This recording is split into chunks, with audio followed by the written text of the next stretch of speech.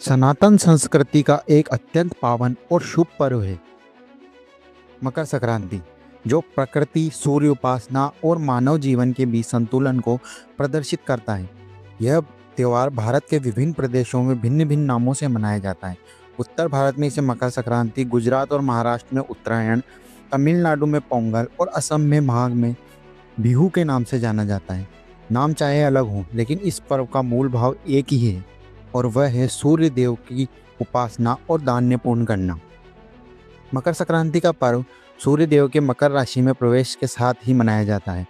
यह वह क्षण होता है जब सूर्य उत्तरायण में होते हैं और खर मास के बाद शुभ काल आरंभ होता है।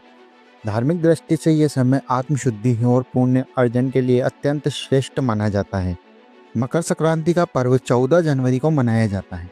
मकर संक्रांति का धार्मिक महत्व अत्यंत गहन है। यह पर्व उत्तरायण की शुरुआत का प्रतीक है, जब सूर्य देव दक्षिणायन से उत्तरायण की ओर अग्रसर होते हैं। उत्तरायण को आध्यात्मिक उन्नति का काल माना गया है। इस समय किए गए जप, तप और दान और पूजा का फल शीघ्र प्राप्त होता है। शास्त्रों में उल्लेख है कि मकर संक्रांति के दिन गंगा, यमुना और सरस्वती तथा तीन किसी भी पवित्र जल स्रोत में स्नान करने से मनुष्य के समस्त पापों का क्षय होता है। साथ ही ब्राह्मणों, साधुओं और दीन दुखी, निर्धन, जरूरतमंद लोगों को दान देने से भगवान सूर्य की विशेष कृपा होती है। मकर संक्रांति का उल्लेख अनेक पौराणिक कथाओं में मिलता है। महाभारत के अनुसार भीष्म पितामह ने उत्तरायण काल में प्रतीक्षा करते हुए अपने प्राण त्यागे थे।